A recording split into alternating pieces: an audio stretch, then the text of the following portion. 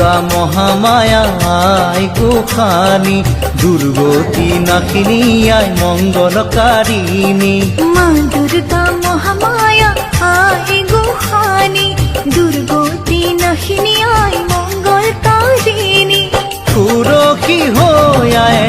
শিৱ কৰিলে আকাশৰ দেৱগণে পুষ্প বৰষিলে আকাশৰ দেৱগণে পুষ্প বৰষিলে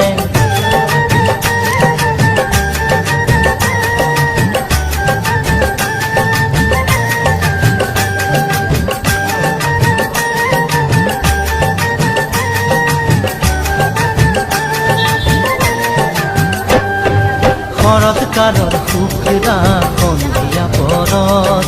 গৌৰী আহি মাতৃগৃহত হ'ল উপস্থিত লগত আহি মহালক্ষ্মী মহাসৰস্বতী